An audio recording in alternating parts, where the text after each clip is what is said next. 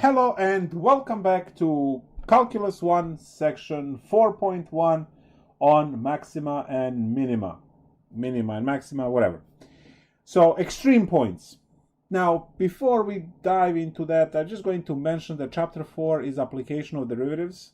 So we are going to have a lot of cool things that we can do with derivatives, from approximations to obviously extreme points to concavity and increase decrease and way to graph functions by hand, but also word problems on optimization, which is one of the very big and important areas, right, for engineering and so on, and business as well.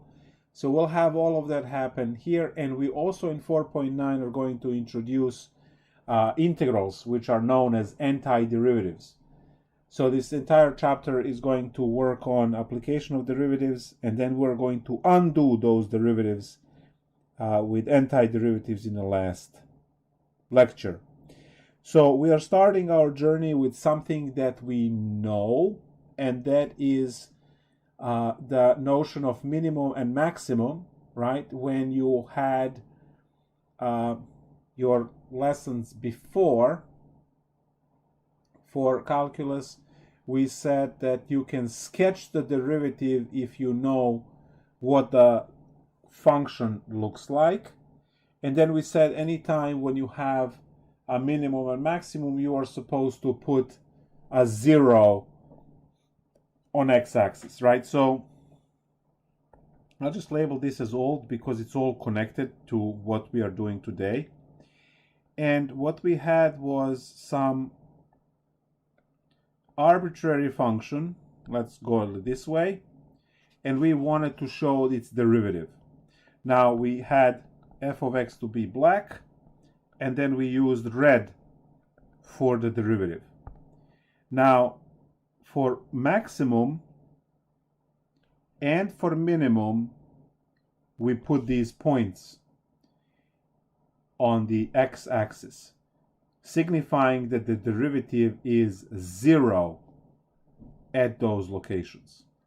And then we filled in the rest.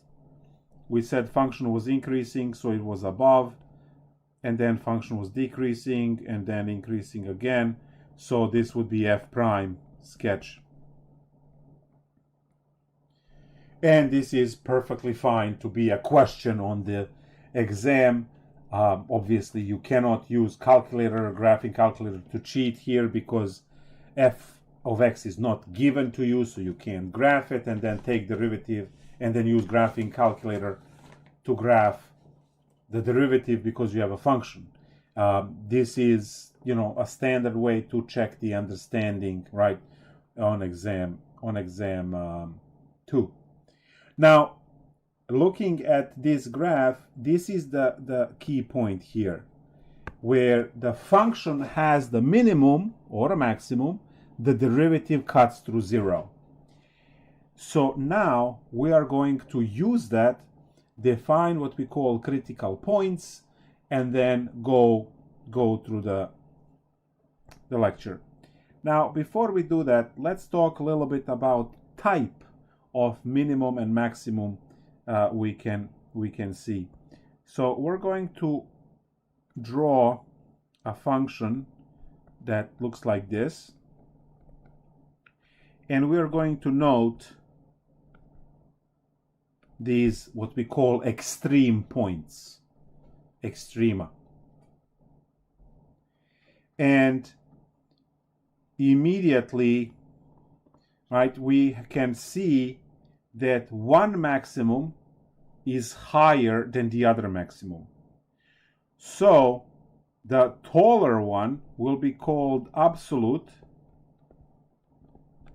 max, also known as global in some literature, where the other one is called relative maximum, also known as local in some literature. So you might go on someone's YouTube video and they might call it a local max.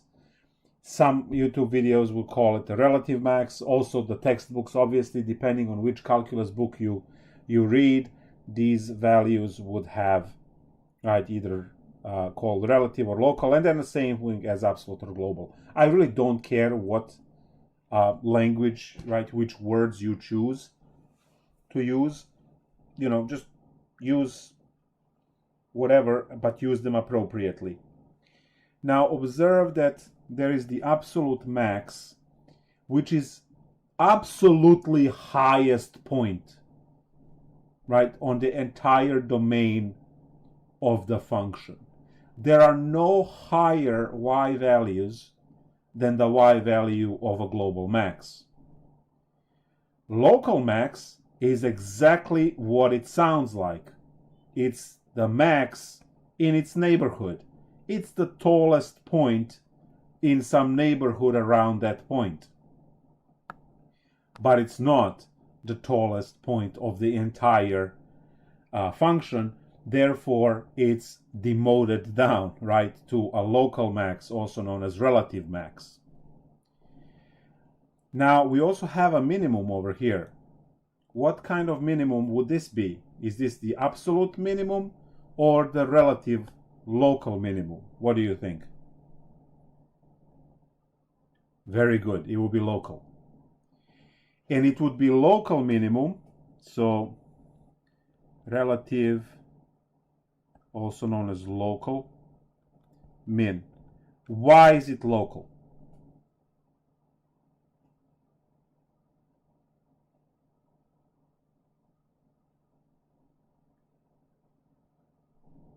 I'm sorry? Excellent. Yes. So if you draw the line through this relative minimum, you can find a lot of points that are lower than that minimum. And as you said, these arrows will go all the way down to negative infinity. So yes, it is a relative minimum because there are points on a graph that are lower than it. Now, that begs the question, so what is happening with our sine and cosine graph? Well, sine and cosine graph have infinitely many global or absolute minima and maxima. So, when you draw the sine graph, each one of these is a absolute max.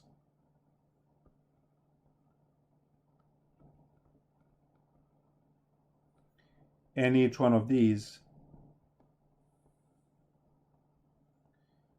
ABS min. And why are they sorry. Why are they absolute? Because the range of sine and cosine, right, it's -1 to +1. There are no higher points than 1. There are no lower points than -1 in terms of the height of y. Therefore, all of these are ABS max and ABS min, absolute min and absolute max. So now, you also have functions that do not have extreme points at all, like e to the x, right, is an example of a function. 1 over x is also an example of that function. So if I write y equals e to the x and I draw the graph like this, no min, no max. We will prove this later, but this one will forever go up, right, into positive infinity, and right, it's not a point, therefore it doesn't stop to make a maximum. And then on the other side as well, it always approaches x-axis, it always approaches 0, but it never gets to 0, right? So we do not have a point that you can call highest point and lowest point. Now I just want to contrast this. I'm not going to use it now. I'm going to be back to the square root graph later. But I just want to make sure that you understand that, see, the square root will be going up, so no max.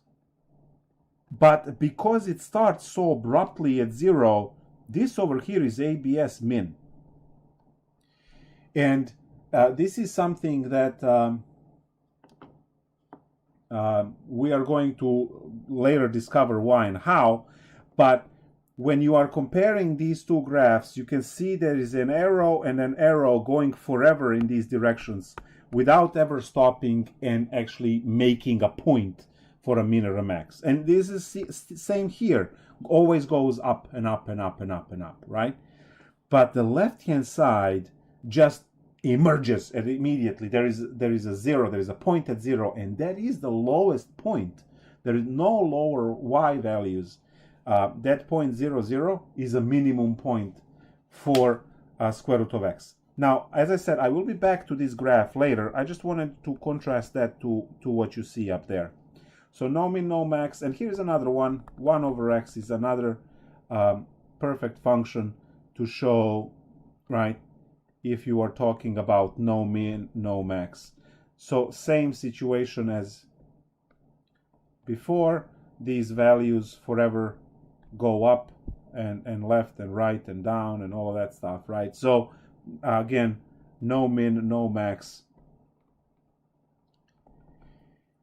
And obvious functions like x squared, right, has a minimum. All of these functions, right, we know. So we talked about the trig, we tossed in exponential. You can go in with logarithmic as well and show and so on. So now that we visually understand min and max, that we are visually are able to pick them and also determine whether they are global or local and all that stuff.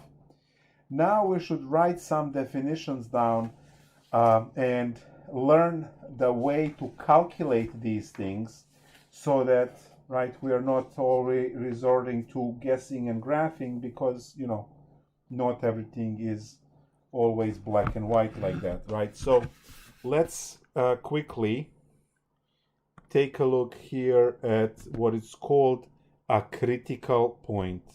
Critical point.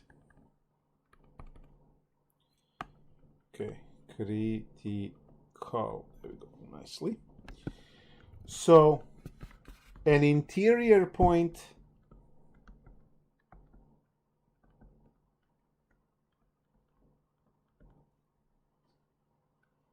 C of the domain of f of x,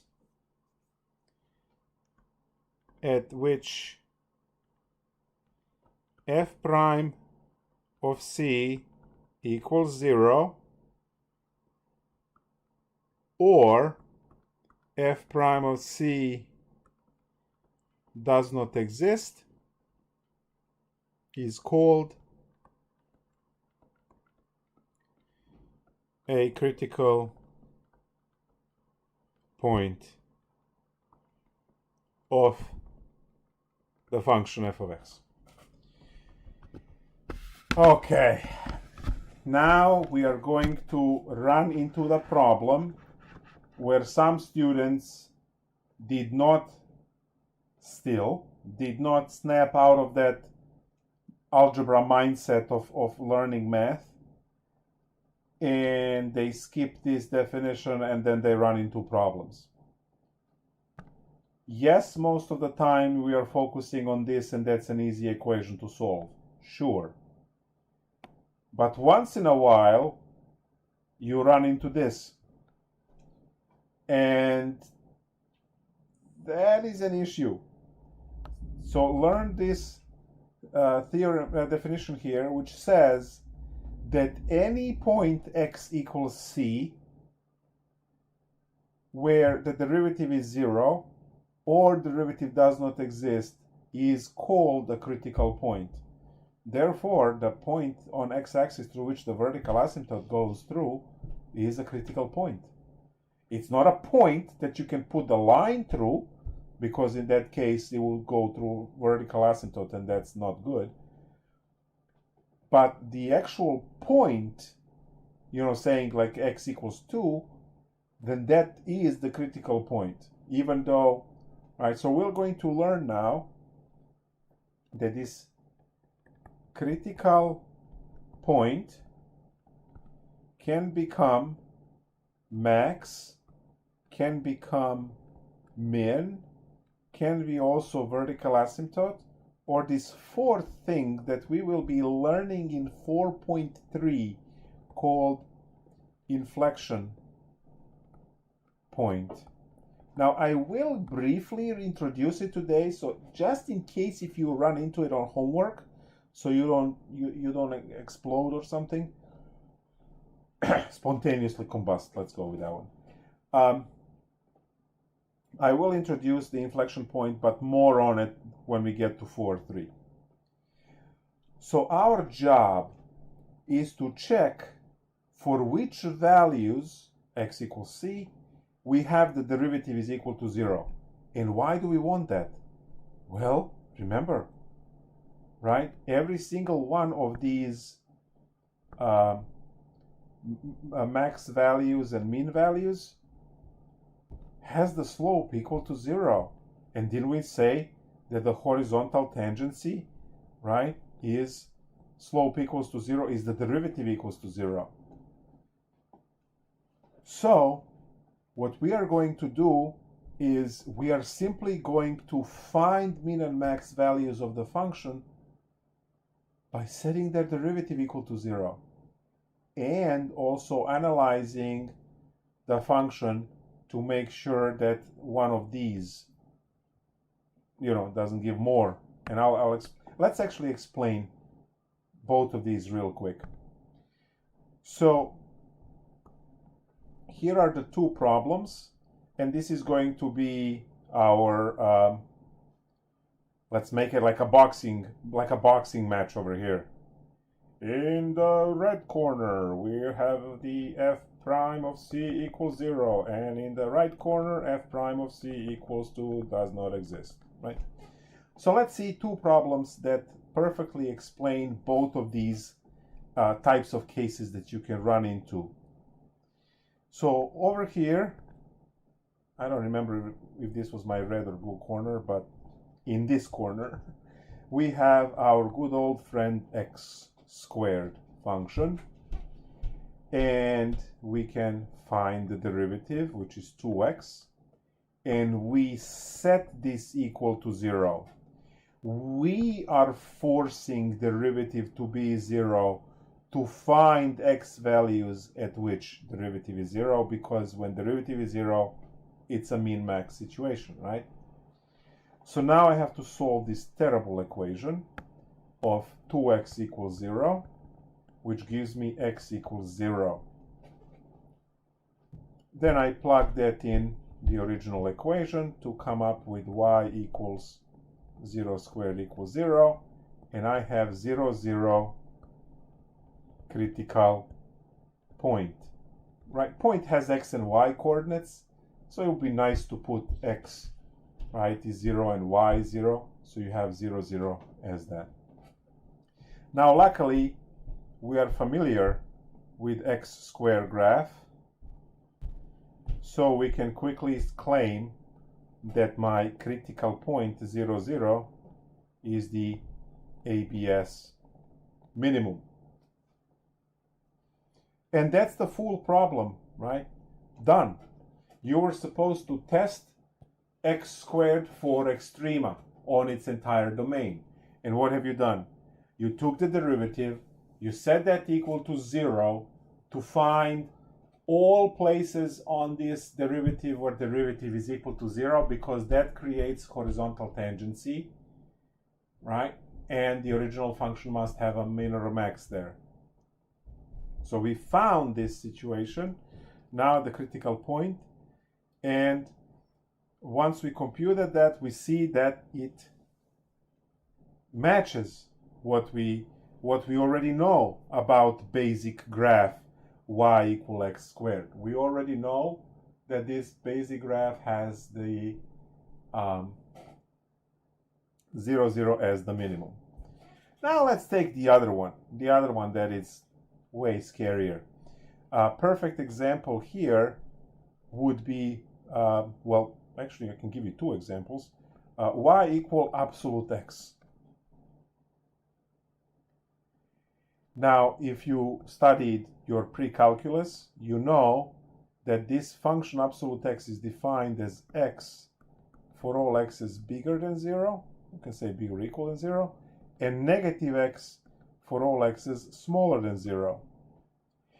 If you are to take the derivative of this, well, the derivative of x is 1 for all x's bigger or equal than 0, and it's negative 1 for all x's smaller than 0.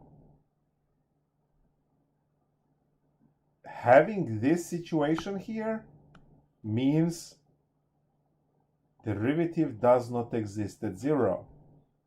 Think about it. When you draw absolute value graph, which is this V-shaped thing, and that's your f, right? F of x. And then you draw your derivative,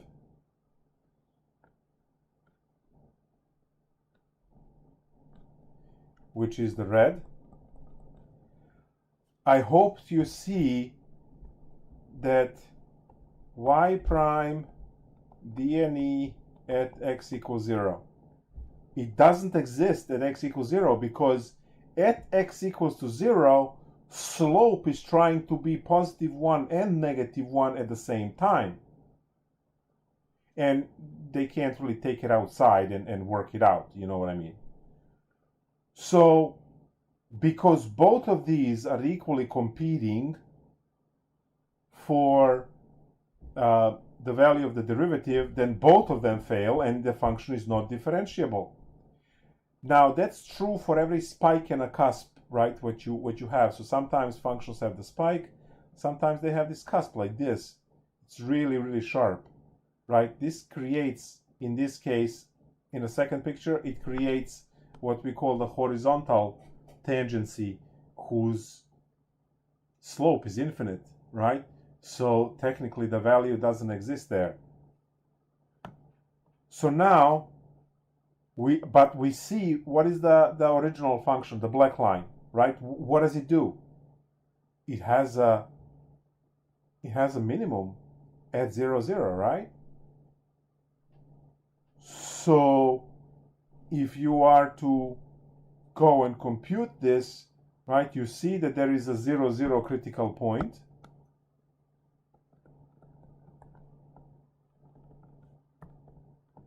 And you know it's a critical point because the definition. If the derivative doesn't exist, and in our case didn't exist, then there is no derivative there and there is critical point there. And that critical point, again, happens to be absolute minimum. Not all of them have to be, but, right, in this one is.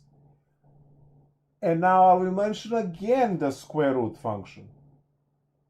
There is no derivative at 0. Because remember, your point has to be approachable for both sides for that limit to work. But your function is cut off at 0. So you can't make a left approach. So since you can't make a left approach, you can't define a derivative there. So for the square root of x, remember the function that I deleted and I said I will come back to it? Well, this is another example with it, but this is not still the stuff I want to talk about. There is the f prime does not exist. And then it's the ABS min, because if the derivative does not exist, that it means it's a critical point. And because it's a critical point, right, it has a chance of being min-max, vertical asymptote, or something like that. Now, I did tell you before, right here, that this particular function, 1 over x, does not have min or max. Does it have a critical point? Anyone? From the story we had so far? Yes. Well, not 0, 0, just x equals 0. It has a critical number. Yes, because, where is the definition? There it is, vertical asymptote. Right? So it does have a vertical asymptote there, and it's not differentiable at the vertical asymptote. So it is a critical point, but that critical point, I mean critical number, x equals 0 as you said. So yes, it does have it. Well, cool. Let's take a look at some examples from homework. Now guys, remember, we're almost done with this. We just have one more concept to talk about in this lecture, but let's first take care of these basic exercises here. Finding local critical points. Oh, I didn't talk about, let me just talk real quick about something very important.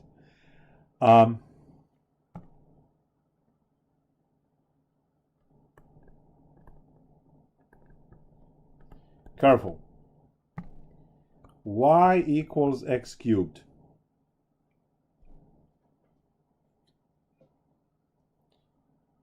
Hopefully we know what the graph looks like by now. You're calculus students.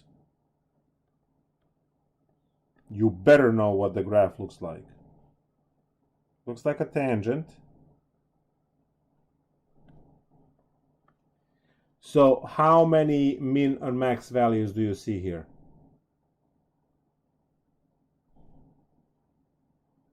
It's not a trick question, come on.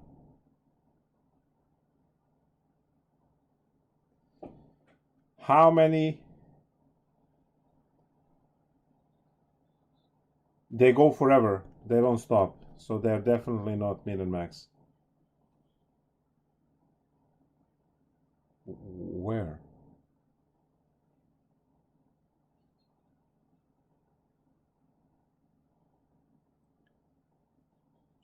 There we go. So now you all got it. There we go. There is a critical point, but it's not a min or not a max. We can see that on the graph.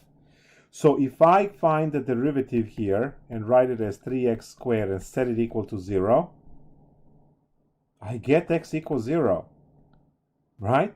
And you plug it back in, y equals 0 cubed equals 0, and I get my 0, 0. Critical point. But it's not min or not a max. So not min, max. So it's that what I called inflection point. And more on that point again in 4.3. Guys, it's next week. No, next week, next class. What I'm talking about, next class, Wednesday. Because the first lecture is very short, maybe 30 minutes or so. And then we'll do the 4.3. So not min, not max, inflection point, more in 4.3. All right, cool. Now that we are done with all of that stuff, let's go and work out some examples from homework. So let's start with problem 25. F of x equals x cubed. Okay, the cooling is starting to be an issue, so I have to go grab another pack.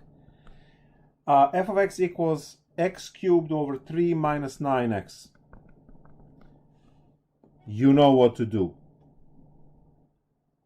Take the derivative, set it equal to 0, and get those values for critical point, how many you get.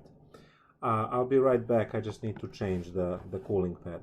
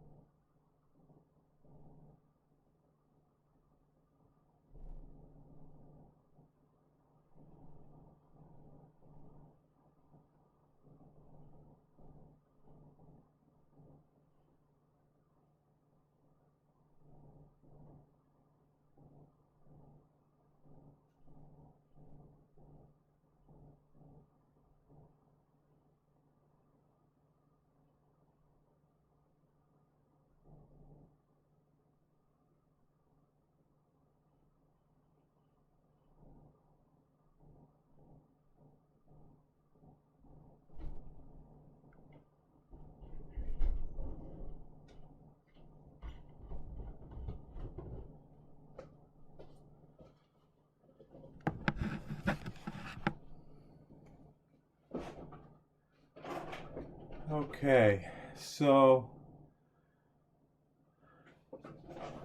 3 and 0. I'm not sure the YouTube is providing answers, but I'm not sure.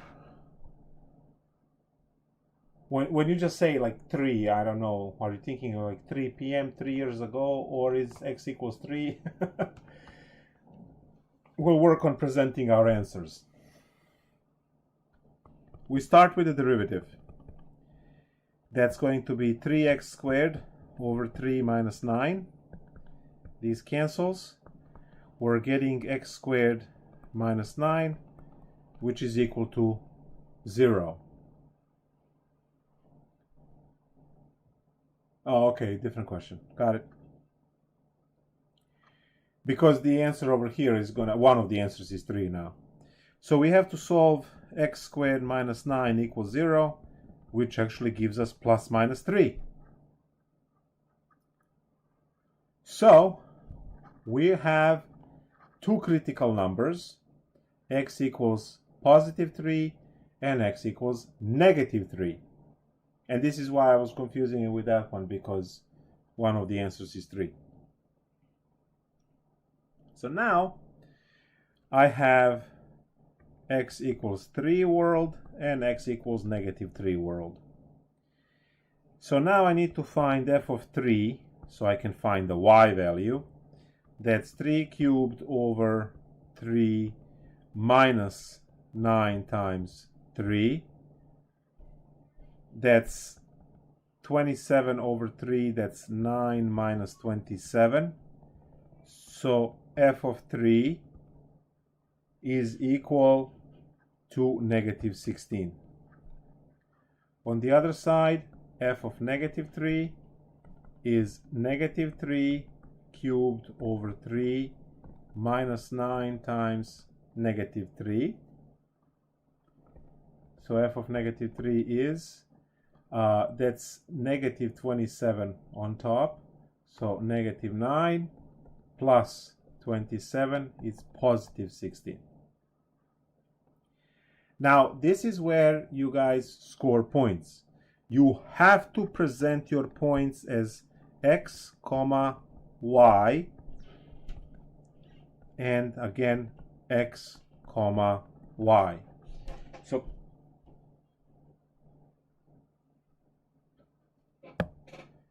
(18). I am brain dead after the week of issues. Yes, 27 minus 9 is 18. You have to present your points as x comma y and x comma y, and then we are going to just add min or max. Now we are going to have a better tool that will tell us what's min or what's max in 4.3. For now, the only thing you can do is compute the values around these points and see if the y values are higher or lower. Now let's use some common sense real quick over here, and then we'll go back to that calculation.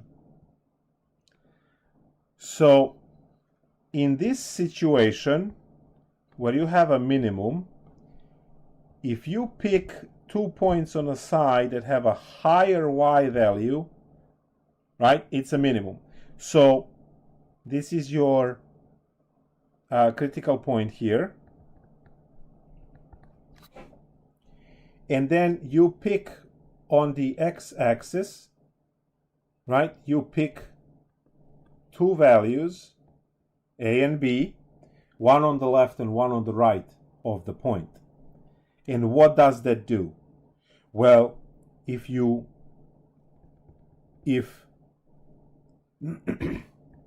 f of a and f of b are both larger than y, then your critical point is a min. I hope that's clear from the picture, because these two, this is your point A f of A, so the y value is f of A, and this is your B f of B. So both of these y values are higher than the one from the critical point that you have, and therefore that makes a minimum. On the other side, when you have a maximum, which is this type of behavior, right, you have, and then you pick two values again, say A and a B. This is your A f of A and B f of B. And if f of A and f of B are both smaller than the y value of your xy critical point, then a critical point is a max. So you just have to think, a little bit to figure this thing out. Now, what you also can have is that inflection point, and this is why we do this now, this kind of analysis. Again, this is going to be much easier and much nicer in 4.3. Now, if you have this situation, your critical point ended up being like this. Do you see when you pick, and this is critical point, you pick your A and you pick your B, you see how one is higher than y and the other one is lower than y. So this f of A height, and there is f of B height over here, and this is your y height for the critical point. So f of A smaller than y, smaller than f of B is the inflection point. It's not going to be mirror max. And you can have that also obviously the other way around as well. So going this way, this is your A, this is your B, and all of these calculations now tend to be really annoying, but that's the life. So now f of B less than y less than f of A being the highest point, again, inflection point. So these are the four situations that you can run into when you pick points. So now, what am I going to pick? Well, I can pick 2 and 4. So I need to calculate f of 2, I need to calculate f of 4, and that's going to tell me, right, what the values are. So I have 2 cubed over 3 minus 9 times 2. That's 8/3 minus 18. I hope. 3 times this is 54. 54 minus 8 is 46. So this should be negative 46 over 3, I hope. And that's about, I don't care, it's about negative 15. I don't care exactly. It's about negative 15 because it's sufficiently far from here. So I got that the left point is higher than my critical point. So I got this situation here. Let's calculate the other one also. So that's going to be 4 cubed over 3 minus 9 times 4. 4 cubed is 64 over 3 minus 9 times 4, 36. Now, to be honest with you, 64 over 3, I'm just going to take 63 over 3, so 21 minus 36. That's about 21 minus 36. And that also gives me negative 15. So I have this situation because 3 negative 18 is lower than 2 negative 15 on one side, and on the other side 4 negative. I know they're not exactly negative 15. They are about there, but it's not going to make a 3 points difference all the way to negative 18 when you round that little. So you see that this is a minimum. You see it's a minimum. And if you repeat the same calculation and same ideas here with f of negative 2 and f of negative 4, you're going to find that this one is a maximum. And that helps a lot with graphing these functions. Because now that you have this information, you can quickly draw the graph. Now this is going to be all the way to 18, so 5, 10, 15, 20, 5, 10, 15, 20. This line is not. There we go. So I have positive 3 and negative 18. So positive 3, negative 18, let's say that's somewhere over here. And the other one is negative 3, positive 18, let's say somewhere over here. I draw a little frown through the max value, and I draw a little smiley face, smiley, through the minimum value. And if you connect the dots, knowing that it's going through 0, 0, because look, when you set this equal to 0, it gives you a y equals 0. There you go. It's very quick, right? When you have the access to this information of critical points, min and max, it tends to be very easy to graph functions. Now, obviously, this problem took me way more to explain than what it should take you to solve it.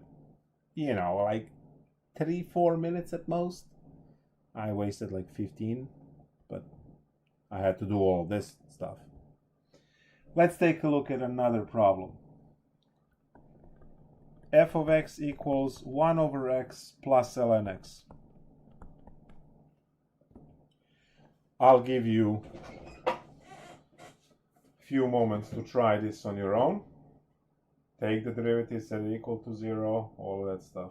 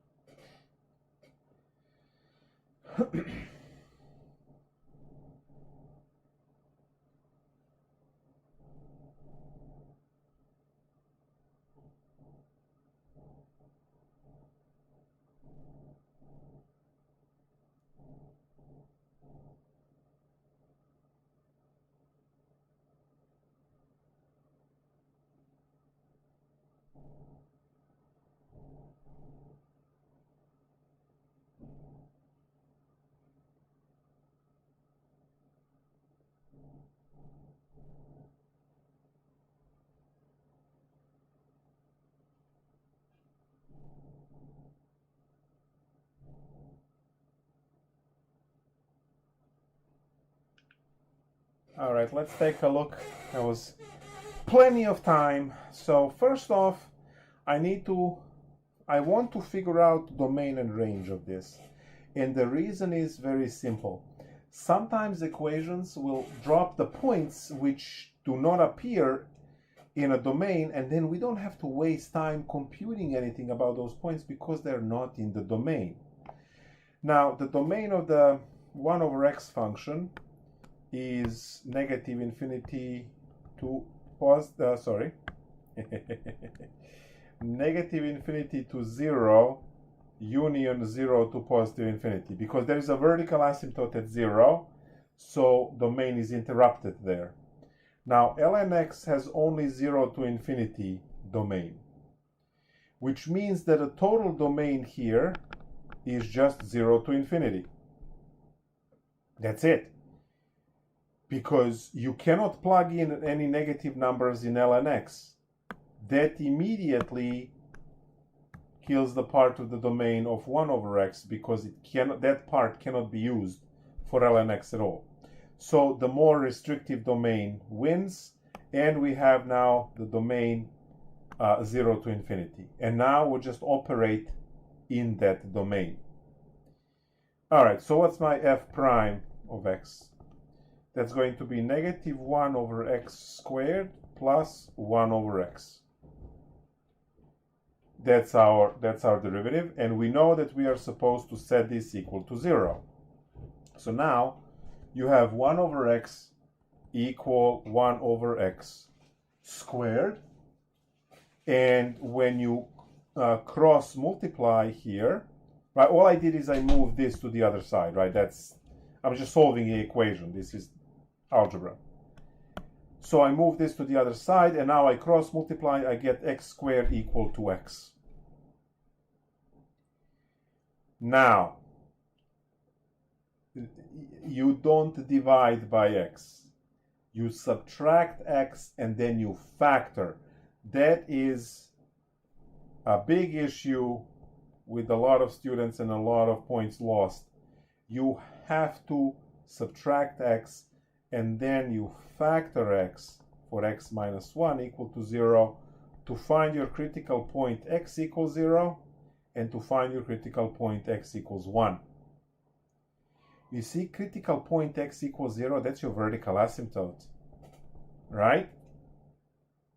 If you divided over here by x, you would just have x equals 1.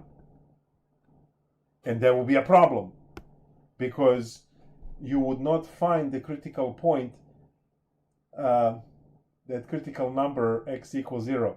And again, why is this particular nuisance important? Again, 4.3. And we'll see something with partitioning the domain and all of that kind of stuff. We'll talk about that when we get there, but it will come up again. So I have the critical point right here, and I will use that one in the original y equals 1 over 1 plus ln of 1 to come up with y equals 1 plus 0 equals 1, and I have 1, 1 critical point. And the only thing that I want to know now, if that 1, 1 critical point is a maximum or a minimum, and I can figure it out using the trick of plugging those values. Now, clearly, I cannot plug in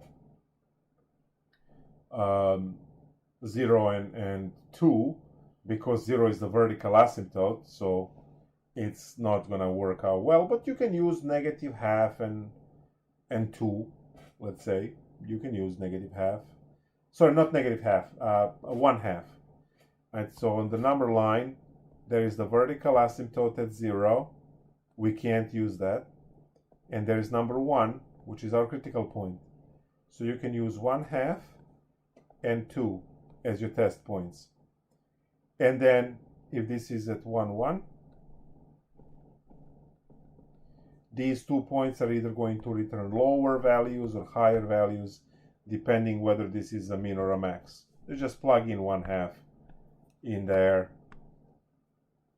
Well, it's actually easy to compute. You don't even need a calculator. When you plug in 1/2 in 1 over x, you get 2 plus more. So 2 plus more is the point higher than 1. I don't care what these values exactly are, right? You just use a little bit of common sense, right? And then you have, when you plug in 2, you get a half plus ln2. And that's also ln2, right, is bigger than a half. So that's going to be bigger than 1. So that's also a value bigger than this. So this has to be a minimum of some sort. Again, I don't have the rest of the function, so I don't know if this minimum is absolute or I just know it's a minimum. Once I'm able to see the function in 4.4, when we graph this by hand, then I can say, oh, it's a local min or it's absolute min. But for now, I just know it's a minimum, and I'm happy. That's enough for now.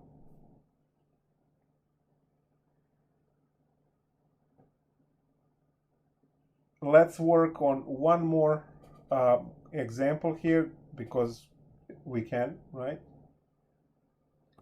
Problem 34, y equal sine x cosine x. So let's see what you come up with on that one. You have 18 seconds. Go. No pressure.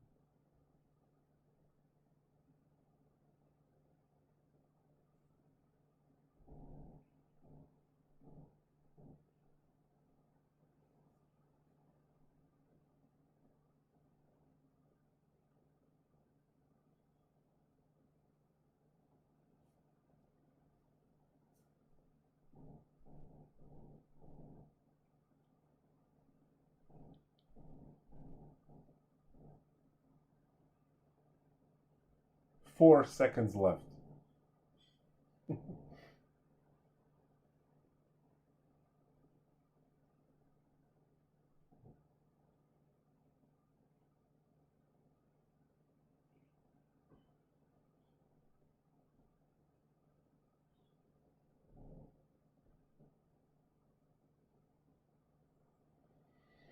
Okay, let's take a look. So we need a derivative. Now, if you know trig, this problem is a joke. Because double angle formula, right? Sine 2x is 2 sine x cosine x. You have sine x cosine x, so you just need that 2. Okay, that's going to be equal to 1/2 of sine 2x. Right, if you move this 2 to the other side, it becomes a half, and then sine x cosine x is 1/2 of sine 2x. So that's how you plow through this nice and easy. So now what that gives you in the derivative? This, right? So I didn't have to do the product rule and all that nonsense. I just go and I say, oh, y prime is 1/2 cosine 2x times 2 from the chain rule, and my y prime is just cosine 2x. Perfect. I have y prime equal cosine 2x. I need to set that equal to 0 and solve. Now, on the cosine graph, when is the cosine 0? At pi over 2, 3 pi over 2, right? And then 5 pi over 2, and so on. So I have that 2x is equal to pi over 2. Divide both sides by 2. X equals pi over 4. Next one, if you want to calculate more, 2x is 3 pi over 2. Divide both by sides by 2. X equals 3 pi by 4. And then go this way to catch the pattern that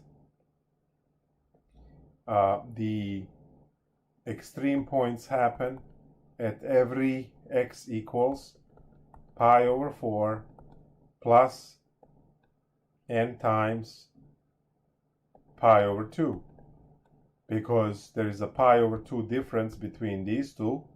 They are pi over 2 apart, and then there will be the next one, and the next one, and the next one, and the next one. So every next one is always pi over 2 apart. So you put n over there for the counter. You can put plus minus here, so you can just use n to be counting. And this will give you all critical points. Now the problem here is that min and max are mushed together in the same value. But what you can do is you can figure out whether this one is a min or a max, and this one will be the other one, because they always alternate. So you can't have two consecutive points to be both min or both max in a trig, in the sine and cosine situation, right? So when you figure out which one is min and which one is max, then you can separate them by, and I don't want to do that now because we're going to do this problem again in 4.3 when it's going to be easy to tell what's min, what's max without computing those extra points and so on. So yeah, that's that. So all critical points of f of x, and I did not separate min and max as again because there is no easy way of doing that. All right, another 5 to 10 minutes of the last concept, which is the min and max on the closed domain, right? And that is going to be something that is going to be upgraded later on, even in Calculus 3. I'll just put the title closed interval. And I'm going to tell you now, I'm going to first explain what we're going to, and I'm going to ask some questions. So, if you paid attention earlier, right, if you were mentally present, as I would like to say, you know that e to the x function did not have x or y, did not have min or max on any of the x values. So, what we are going to do is we are going to now just put this on some interval. Take this and say restrict on 0 to 4. I don't really care what we pick. And what happens at that point is that 0 to 4 becomes the only domain for the new function. And that's going to look like this. That's it. So there is nothing prior, there is nothing after. There is the beginning and the end of the function. So now I just got my ABS min and ABS max at these endpoints. So the function which did not have, this is still e to the x function, but now that function is restricted. So when you take a look at this curve, the e to the x did not have min and max, and now when we restrict and we cut the domain, it becomes very obvious that we have min and max, because those are the lowest and the highest points, right? So when you are on a closed domain, which is a to b closed interval, then you have to have min and max included inside. So that can change a lot, and this is where we start talking again about that square root of x, right, situation we had before, and now we can understand it fully.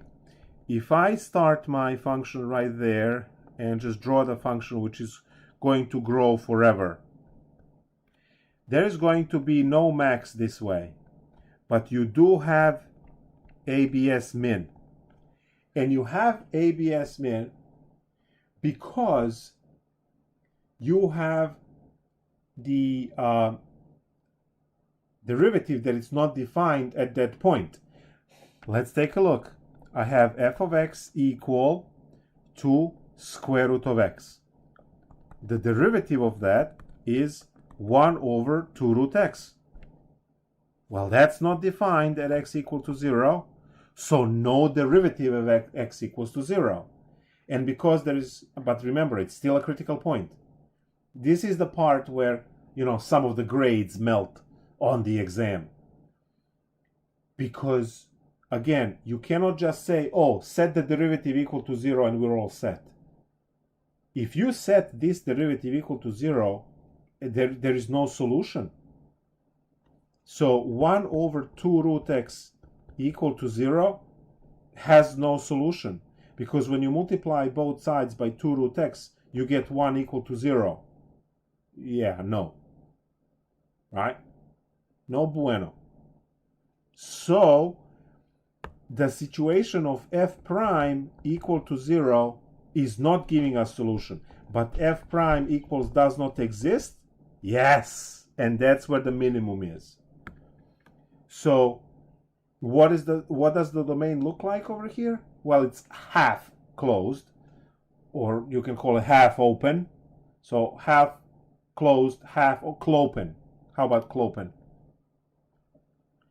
So you have 0 to infinity on the domain, and there you go. I just gave you a new word, clopen.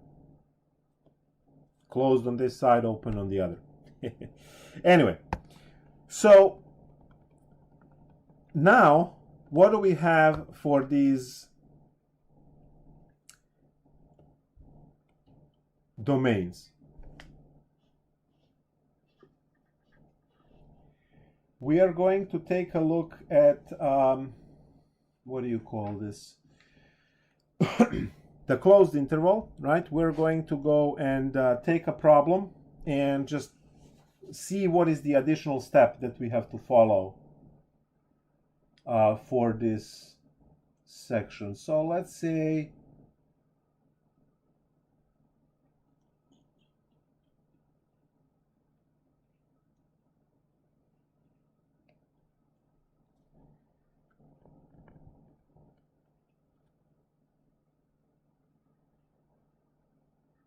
f of x equals x square root of 2 minus x squared on negative square root of 2 to square root of 2.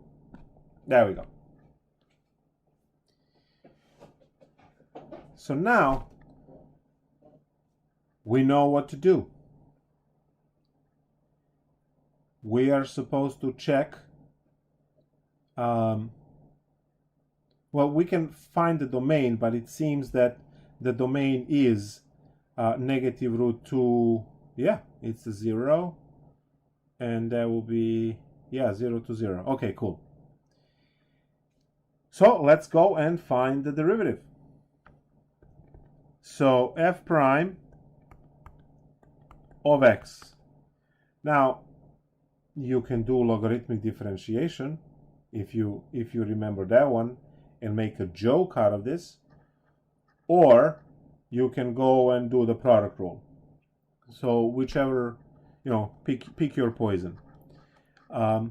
Let's go and take a look at product rule, because most of you right now, right, when you Padawan learners over here, you would rather do product rule than the logarithmic differentiation. The Jedi Master over here would always do the logarithmic differentiation, obviously, but that's me. Let's do the product rule. So copy the first times the derivative of the second. That's going to be 2 square root of 2 minus x squared, and the derivative inside is negative 2x. Plus, copy the second, and then you have derivative of the first is just 1. So that's what we have. Now, these guys are gone, and we have our f prime of x equals negative x squared over the square root of 2 minus x squared plus square root of 2 minus x squared equal to 0. And I love this situation because we just equal these two, right? When you take, let's say, this one and ship it to the other side, it becomes positive, and then we cross multiply, and yeah, we're done. So this is going to be square root of 2 minus x squared. The negative becomes positive, x squared over the square root of minus x squared. Multiply both sides by the square root, and we get 2 minus x squared equal x squared, which is 2x squared equals to 2, x squared equals to 1, x equals to plus minus 1. Another great killer when you are going too quickly, not thinking. When you square root both sides, put that plus and minus in there so you get all of your points. So we did nothing new yet, right? All I did is the derivative and found my critical points inside the interval. So now, what do I need? I need f of negative root 2. I need f of root 2. Those are the endpoints. I need f of negative 1 and f of 1. I need to find all of these values, all of these y values. And those y values will, right, some will be higher than others, and that's how we are going to know what is the absolute max, what is the absolute min. And we don't care with the ones that are in between. We'll care about them later, obviously, but not today. All right, so let's plug in. It's gonna be more calculations. So what do I have? I have, the function was x square root of 2 minus x squared. So I have negative square root of 2 times square root of 2 minus negative root 2 squared. That's negative root 2 times 0, which is a big fat 0, and I get negative root 2, 0.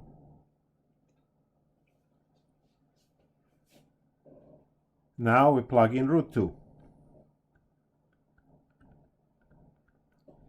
And that's going to also be 0, because square root of 2 in parentheses, square root of 2 in a root. Square root of 2 squared is 2, 2 minus 2 is 0. So we're getting another 0.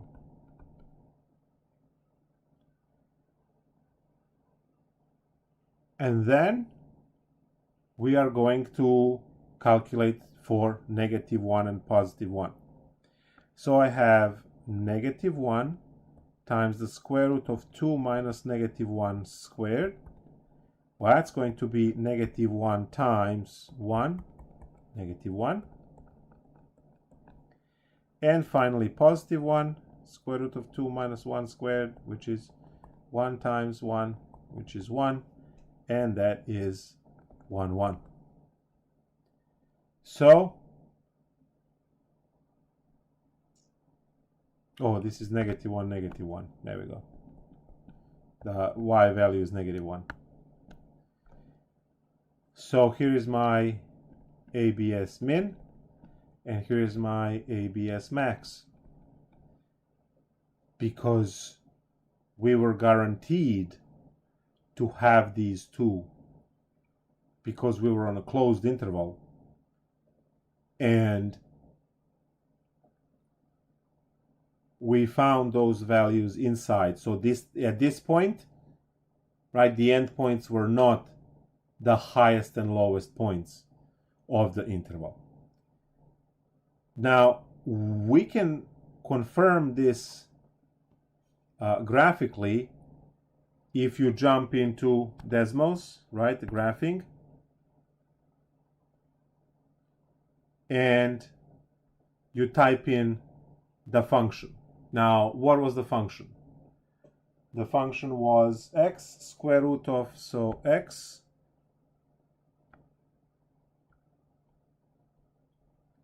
there we go, x times square root of 2 minus x. Oh, kill me now, plugging this in this way. Close the parenthesis. Oh yes, I need to change the zoom. You're right.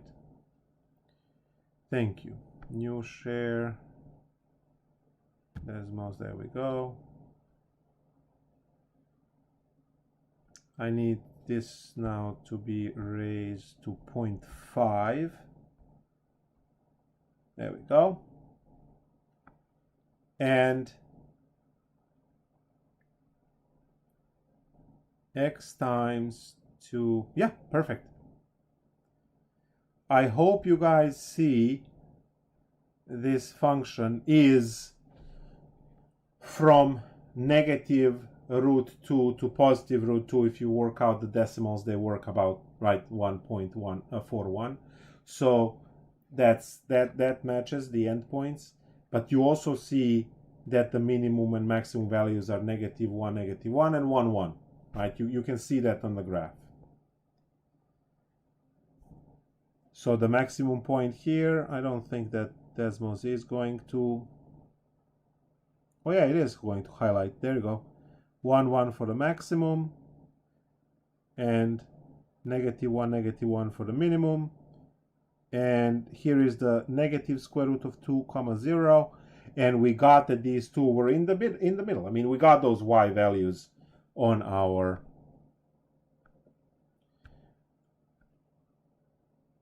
in our calculation. So here they are. Those are those endpoints, and min and max that ended up being min and max, right? Were there. So when you have the interval, in addition to working out the derivative and worrying about the middle of the interval, you also have to check the endpoints. Now, before we did not do that because the endpoints were going to infinities and all that stuff, so there was nothing to compute at the endpoint. But now you actually have endpoints and you can compute, and those can also be min and max. They're not critical values, right, because the derivative is not 0 there, but just because you are in a closed interval, you are chopping the function off right there, and then that could leave the max value. And that's it. I hope you're not disappointed. Min and max and the way to compute those. Any questions, concerns?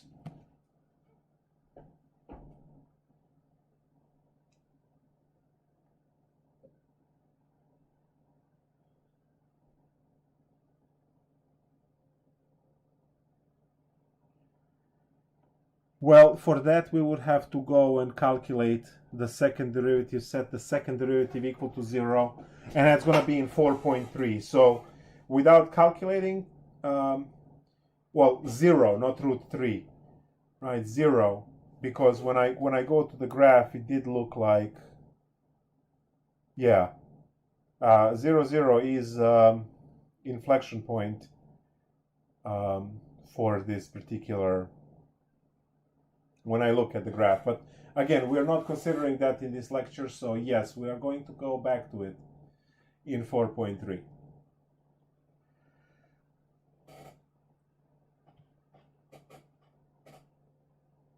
I'm sorry, graph of what?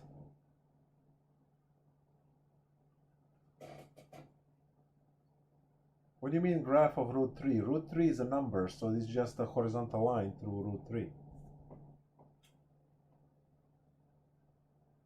Oh, you mean a cube root, like this, cube root of x. You do the calculation, right? Right? You will have to go and deal with these things. But again, that question is going to be answered with the right in 4.3.